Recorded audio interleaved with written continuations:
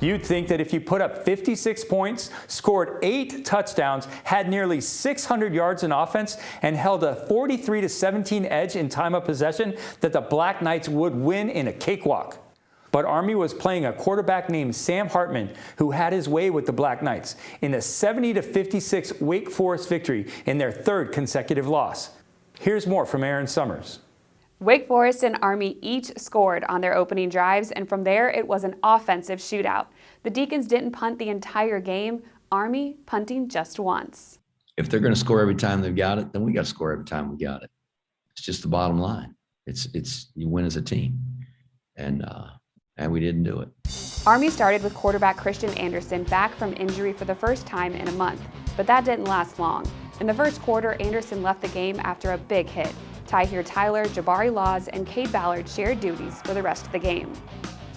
Laws, who was making a comeback after 2 ACL injuries, took to the air for 3 touchdowns, the most a Black Knight quarterback has thrown in a single game in over 15 years. 2 went to wide receiver Isaiah Alston.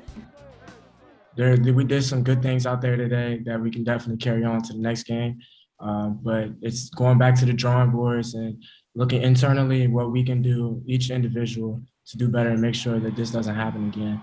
As good as the Army offense looked at times, Wake Forest, led by quarterback Sam Hartman, was just flashier. Hartman threw for 458 yards and 5 touchdowns. The Deacons scored 70 points in just over 17 minutes of possession and put up 638 yards of offense. However, it was a special teams play that was the turning point. Late in the 3rd quarter on 4th and 4 from the Wake Forest 27, Army down just 7 points, attempted a fake field goal. The pass from Cade Ballard was intercepted and returned 83 yards for a touchdown. That play made it a 2-possession game for the first time all game.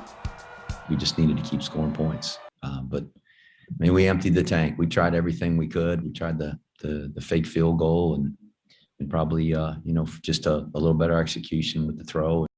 Up next, another bye week and then a big CIC matchup in Arlington, Texas against Air Force. We got a tough team. They care about each other, and they'll rebound. And they'll be, I assure you, highly motivated for the next game. These CIC games are everybody that's playing, everybody that's competing gets motivated and excited about these games. While the Wake Forest loss breaks a 13-game home winning streak for the Black Knights, the 126 combined point total in the matchup broke the previous scoring record at Michie Stadium. A 111-point combined scoring record set in a win on October 7th, 1999 against Louisville. Thank you, Erin. All eyes now turn to Arlington, Texas, where the stage is set for the second leg of the Commander-in-Chief's Trophy matchup between Air Force and Army. That game will be played on November 6th, and Behind the Lines will be there to cover all the action. And now to Air Force. For the Falcons, playing an undefeated top 25 team was daunting enough. Add to that they hadn't beaten San Diego in their last 8 meetings. Air Force was actually favored in this game, but they made mistakes and missed opportunities, while the Aztecs played nearly perfect football to come away with a 2014 win at Falcons Stadium. All the things that you do with the ball, credit to them, because they did it well. It was an inauspicious start for Air Force. Hazik Daniels threw an interception on the 3rd play of the game that San Diego State returned to the 9-yard line. It was the first of a series of miscues on the night. The Falcons' defense hung tough, managing to hold the Aztecs to a field goal. But the San Diego State D answered back. Ranked 5th in the nation in total defense, the Aztecs held the Falcons, the nation's top rushing offense, to just 90 yards in the first half, all on the ground. Part of the Aztec defense is their punter, junior Matt Ariza, who leads the nation in punting. He pinned the Falcons deep in their own territory time and time again, including his second 80-yard-plus punt in 2 weeks. Meanwhile, the Aztec offense scored on 3 of its 5 first-half drives to take a 13-0 lead at halftime, and San Diego State increased it to 20-zip to start the 3rd quarter. Daniels was injured in the second half, and backup QB Warren Bryan came in for the Falcons, leading 2 touchdown drives. The first, a 13-yard pass to backup tight end Dalton King.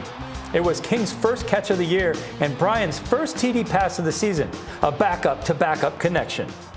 We have a lot of dudes who have been, the backup, and they're in bigger roles now. Warren was the one that's been with us in, through it, out, and so it was really cool.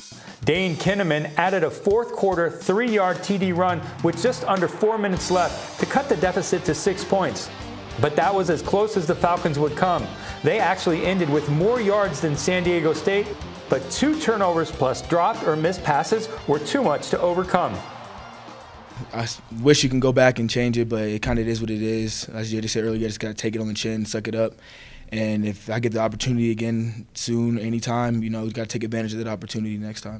I think the overall difference was too many mistakes on our part. They're a great team, and when you're going against great teams, you can't afford to make mistakes like we did. It's now a bye week for the Falcons, who are getting ready for the Commanders Classic against Army. We know we're a great team.